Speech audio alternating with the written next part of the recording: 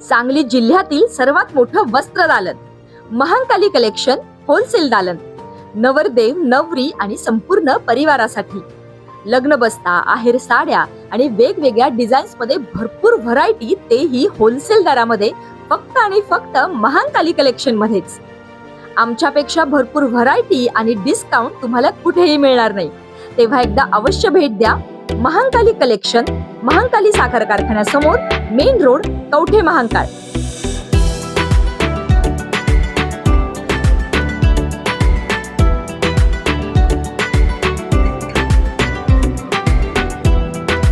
तासगावच्या राजकारणात पाणी हा नेहमीच कळीचा मुद्दा राहिला आहे। माजी खासदार संजय काका पाटील यांनी आंदोलनाद्वारे आक्रमक पवित्रा घेत आमदार रोहितदादा पाटील यांच्या कार्यक्षमतेवर प्रश्नचिन्ह उपस्थित करण्याचा प्रयत्न केला। त्याला प्रत्युत्तर देताना आमदार रोहितदादा पाटील यांनी स्टंटबाजी आणि नियम यांचा आधार घेत संयमी पण धारदार भूमिका मांडली आहे। या वादातून दोन्ही नेत्यांमध्ये आगामी काळात श्रेयवादाची लढाई तीव्र होणार असल्याचे संकेत मिळत आहेत। संजय काकांचे आंदोलन म्हणजे स्टंटबाजी, रोहित पाटलांचा पलटवार, पाण्यासाठी आंदोलन की स्टंटबाजी? संजय काकांवर जोरदार आरोप। तासगाव तालुक्यातील सिंचन योजनांच्या पाणी प्रश्नावरून आमदार रोहितदादा पाटील व माजी खासदार संजय काका पाटील यांच्यात वादाचे आवर्तन सुरू झाले आहे। संजय पाटील यांनी केलेल्या आंदोलनाचा समाचार घेताना रोहित पाटील यांनी ही निव्वळ प्रसिद्धीसाठी केलेली स्टंटबाजी असल्याची टीका केलेली आहे। वेळेआधी पाणी, नियमानुसार एप्रिलमध्ये सुरू होणारे पाणी टंचाई लक्षात घेता मार्च अखेरीस सुरू झाले आहे, असा दावा आमदार रोहितदादा पाटील यांनी केलेला आहे।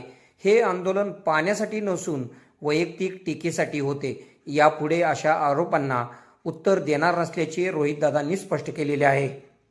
आमदार रोहितदादांच्या मते शेतकरी हित महत्त्वाचे, राजकीय चिखलफेक करण्यापेक्षा प्रशासकीय पातळीवर पाठपुरावा करून शेतकऱ्यांना दिलासा देण्याला आपले प्राधान्य असल्याचे आमदारांनी सांगितलेले आहे।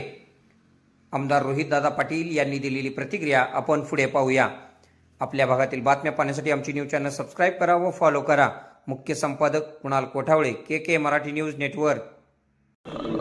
मी मुळात पाण्याच्या विषयावरती राजकारण मलाही करायचं नव्हतं आणि श्रेय घेण्या देण्याच्या बाबतीमध्ये त्यांच्याबरोबर स्पर्धा कोणीही करू शकत नाही। मी यापूर्वी विनंती केली होती की दुष्काळ प्रचंड आहे आणि राज्य शासनामार्फत यावर्षी पाऊससुद्धा कमी पडणार आहे अशी माहिती मिळत असताना पाण्याच्या वरून राजकारण करायचं नाही असा निर्णय आम्ही घेतला होता। म्हणूनच त्यांना आज अखेर उत्तर मी दिलं नाही। पण परवा पाण्याच्या आंदोलनाच्या दिवशी पाणी हा विषय सोडून ते माझ्यावरतीच जास्त बोलले असं मला आपल्या सर्वांच्या माध्यमातून समजलं। आता तासगावमध्ये पाणी पोचून एक दिवस ओलांडल्यानंतर तासगावला पाणी मिळावं म्हणून त्यांनी आंदोलन करणं म्हणजे त्यांचा तिथल्या सिंचन विभागाच्या बाबतीत आणि सिंचन योजनांच्या बाबतीत किती दांडगा अभ्यास आहे हे मी सांगायची आवश्यकता नाही। किंबहुना त्यांचं आंदोलन आहे म्हणून पाणी पोचू नये म्हणून आदल्या दिवशी अधिकाऱ्यांना फोन करून पंप बंद करायला सांगणे असेल, इतपतच्या गोष्टी त्यांनी करायचा प्रयत्न केला। पण पाणी तासगावपर्यंत पोचलो आणि पाण्याचं वितरण हे टाईम टेबल आम्ही ज्या पद्धतीनं ठरवलं आहे त्या पद्धतीनं चालू आहे। आता आज आंदोलन केलं म्हणून कोयनेतनं सोडलेलं पाणी उद्या तासगावात पोचत असेल म्हणजे अधिकारी गणित घालत असताना वेगाचा गणित घालत असतील, किती पाणी येणार आहे याचा गणित घालत असतील। पण आज आंदोलन केलं म्हणून उद्या पहाटे लगेच पाणी आलं असं म्हणणं ही लोकांची दिशाभूल करण्यासारखं आहे आणि लोकांना बाळबोध समजण्याचं काम त्यांनी करण्याची आवश्यकता नाही।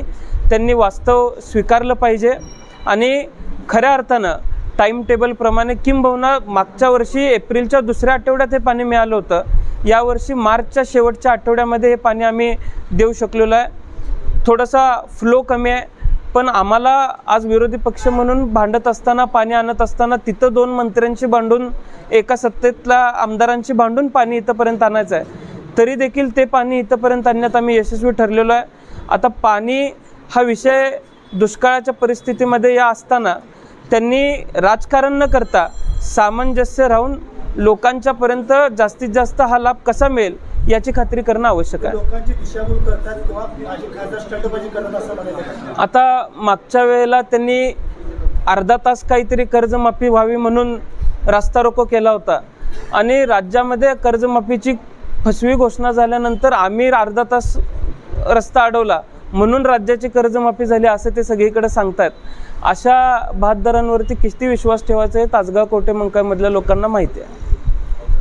खुश खबर, मूळव्याधीचे आधुनिक उपचार आता आपल्या कवठेमहांकाळ शहरामध्ये उपलब्ध. सुविधा, आधुनिक लेझर मशीन, दुर्बिणीतून तपासणी, ऍडमिटची गरज नाही. पोट विकार, गुद्ध विकार यावर आयुर्वेदिक उपचार व सल्ला. मूळव्याधी, शर, भगंदर, पायलोनायडल, सायनस यावर लेसर व आयुर्वेदिक खात्रीशीर उपचार. हार्निया, अपेंडिक्स, कान, नाक, घसा व स्त्रीरोग चिकित्सा, गर्भाशय काढणे इत्यादी सुविधा आता आपल्या कवठेमहांकाळ शहरामध्ये डॉक्टर आलमगीर मुजावर यांच्या आशीर्वाद हॉस्पिटलमध्ये उपलब्ध. आमचा पत्ता दत्त मंदिर, जुना Agalgaon road, Kolekar petrol pump शेजारी, कवठेमहांकाळ.